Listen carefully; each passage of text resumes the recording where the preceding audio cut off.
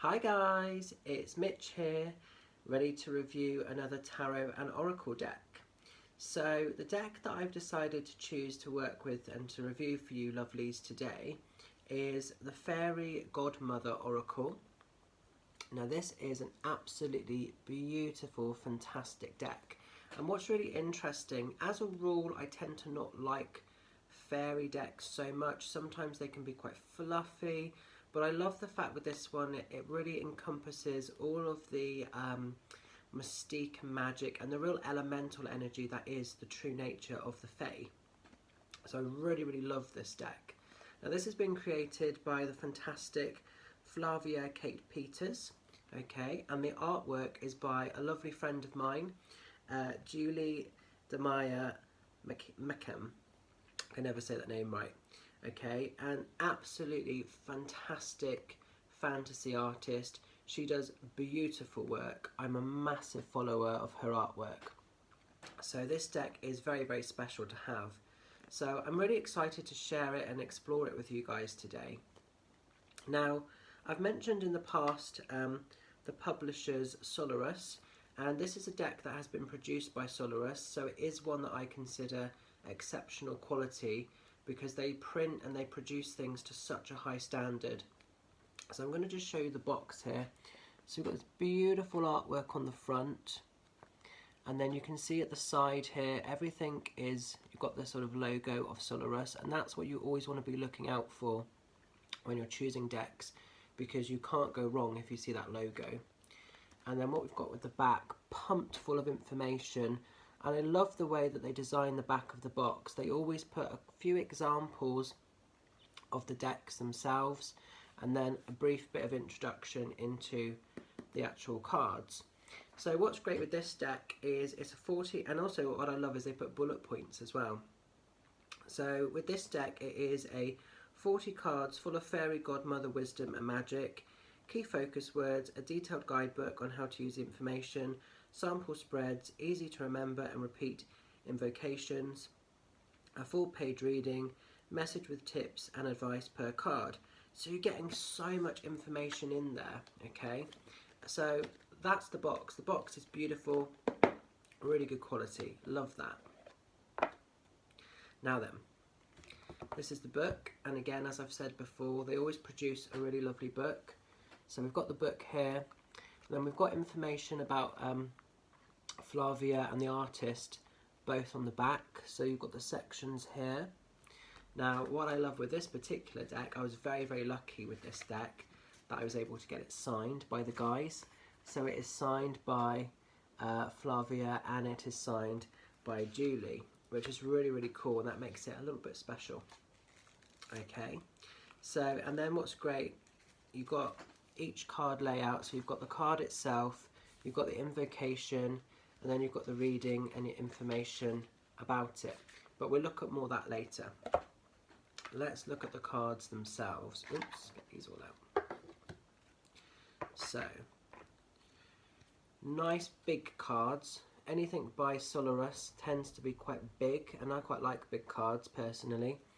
Beautiful artwork on the back here, if you can see that, and the cards are gold gilded, so the beautiful gilding just sort of shining there. Okay, thickness of the cards always nice and thick, really good quality. Anything, like I say, from Solarus is really good. And then guys, the cards themselves, just beautiful artwork. And what I love with these is, you know, they are quite magical, they are quite mystical, that they're almost like storytelling. There's that real sort of fairy tale enchantment theme here. Now, Julie's work is very recognisable as well. So if you ever come across it, if you ever see it, you'll automatically identify and see that's a piece of her work, and there's no mistaking it. Once you've seen it, it's, you know, it becomes apparent. And she does a lot of fantasy artwork, but she also does spirit guide drawings and elemental drawings. So really do check her work out, guys. It is stunning. It's absolutely stunning. And so these are the cards. So we've got this beautiful sort of frame, and each one is sort of framed. And then we've got all the sort of mystical sort of stars in black in the background. And then we have one word, And what I love is you can take so much from the actual word itself and the imagery, let alone whatever the book says, you know. So these are a really good deck to work with intuition. But look, I don't know if you can even see that too well there, but look at the detail and the quality in the artwork here. So that one was Fortuity. So I'm just going to show you quite a few of these. Guilt. I'm trying to bring them close because the artwork is quite busy. There's a lot that's going on here. But these are beautiful. Wish. Okay. So they are a really, really mystical, magical deck. Venture. So we've got the beautiful sort of, it's almost like the Cinderella sort of pumpkin there, you know. So they'd really do encompass quite a lot of the story, sort of tell folklore energy. Awakening. It's almost like that sort of example of Sleeping Beauty. And we've got victimhood here. And we've got the sort of fairy sleeping there. Stunning artwork, these really are. Abundance. So quite different to anything I've shown you before so far really, but really, really magical. We've got the energy of dreams here.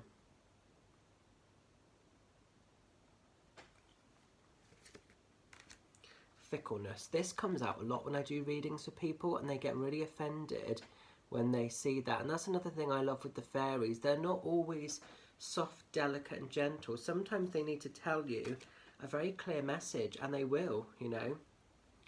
We've got the card of shame here. Now, I'm not going to show you all of these. Abandonment. Oh, I say that and I just keep pulling them and they're just too good not to show you. But there's one that I really like. I'm hoping we come across it because it's an absolutely beautiful card. I love the artwork on it. Celebrations. I'm going to have to just quickly find it and show you because I want to make sure I show you this card. This is probably my favourite. There's two. Okay, so this one, Authenticity with the witch, and I just love this. I love the artwork of this one. Really resonate, really identify with that. That's one of them. There's another one I really, really love. And I've got to try and find it a sec because I really want you to see it. Where is it? It's going to be like the last one. Is it that one? Might be that one. Because there's a few. There's a couple. Oh, it's this one. Okay, there's two. So I love this one of Laughter with the sort of two kind of queens, the evil queen and the good queen.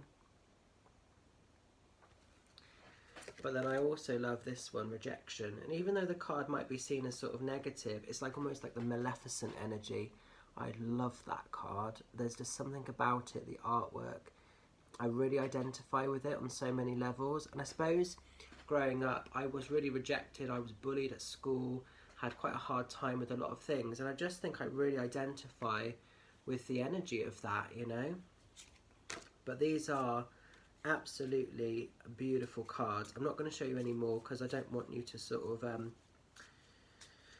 I don't want to sort of, you know, take away the surprise if you decide to purchase this deck yourself, but they are beautiful, beautiful. Okay, so that is some of the cards in their entirety. Now, what I always like to do, as you know, is I like to pick a card for sort of our Sunday to see what we need to know about, and then I'll sort of check in on the book and see what it sort of says, we'll see what it talks about. Now the way that they glide as well in your hand when you're shuffling, because they are a good size, really nice, really comfortable energy. Love that. So I'm asking for a card for the highest of good. Let's see. Oops, that's literally just shoved itself out. That must be the one. Romance. Beautiful. Okay, so I don't know if you can see that there. The card of Romance. It's really hard to try and get this in close so you can see it. I will say this is a deck that needs to be seen really in the flesh to be appreciated in its truest form, because there's so much imagery. The detail of the artwork there is so much in there, and to have that all sort of captured into a small card, it's almost like it doesn't do it quite 100% justice. I know if you were to see these as prints, you would really see the beauty of these. Okay, so let's check out the card of romance in the book. Let me find that. Oh, here we go. That was nice and easy. So first of all then, you have the invocation. So let's just do that. So you could use this as like a spell, or just perhaps a mantra in your mind. So we've got here, playfulness is part of my call, for joy is the highest vibration of all. I bring you romance and show you the one, invoking a love spell that can't be undone, to bring about passion, kisses and laughter, to be of your heart, happily ever after. Oh, I really like that. That makes me smile. I really, really like that. So that's a really kind of cool invocation. So you could use this within spell work if you wanted to, or you could use the spell of that. And then what we've got here is the message, and I will say it's quite a long message as well that you've got here, guys.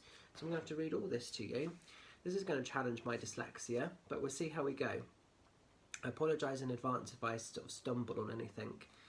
Okay, so the message for this card then for us for Sunday.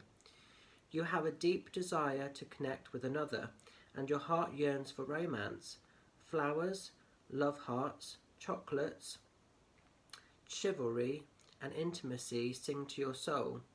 To be swept off your feet in a rush of giddiness as your heart beats furiously in a swirl of passion is a dream for you. Fueled by fairy tales and fables, romance novels and old movies, your quintessential theme is to fall in love and live happily ever after. However, your tendency to be a romantic idealist blinds you rather to the realities of the way of the world. Whilst you have been waiting for your perfect prince, your prince or princess charming to rescue you from your tower, you may have been blinded to the real deal, who has been in front of your very nose the entire time. There is nothing wrong in wishing for the ideal partner, but you need to relinquish control, allowing all to unfold naturally with energy. This is where my dyslexia gets me.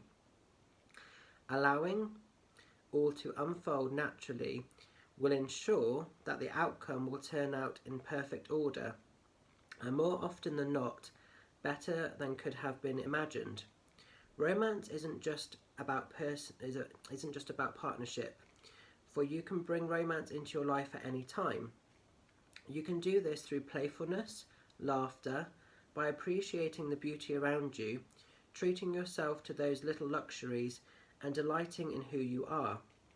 Remember that the love you receive is a reflection and measurement of the love you feel for yourself. If you are in a relationship right now, you may wish to inject a little fire to reignite the passion you crave and miss. Romance embraces your connection with the divine and invokes a zest for life itself. Allow me to breathe new romance in your partnership, how you view the world around you and for yourself. I think that's really nice. Don't ask me to repeat that again, guys, but I think that's actually really, really nice. It's really cool. And I think because of the effects of what we're going through at the moment, we are all feeling a bit unloved. We are all feeling a bit low. So this really, I thought, actually, I could take quite a lot of that, you know, even though I've got a beautiful partner and everything in my world. And yeah, you know, it is about making sure you focus on the great connections that are available in the here and now. So I like that. I really, really like that. So this is a powerful deck, guys. What's also great, as I sort of said at the start, they do show example spreads. So you get like a section here on how to use, and they give you like the fairy star spread. So you've got that energy there, and it talks you through, you know, that was quite a detailed spread actually. And then sort of straight into the card messages and meanings themselves. Oh, and this is nice as well. I've just seen this on the back here. So again, a bit more information about the artist and the author. So you've got two separate pages showing both. So that's beautiful, Julie and Flavia, showing the energies there. So it is a beautiful, beautiful deck, guys. I really like it. I work with this deck quite a lot actually, and like I say, I've never been drawn that much to the fairy and the fae energy in the past, but this deck is really, really comfortable. It's really nice. And again, that card of romance, I'll just show you that there one more time, because that was our card for the day. So if I was to sort of score this deck out of 10, it's definitely up there with the 10s, isn't it really, for me?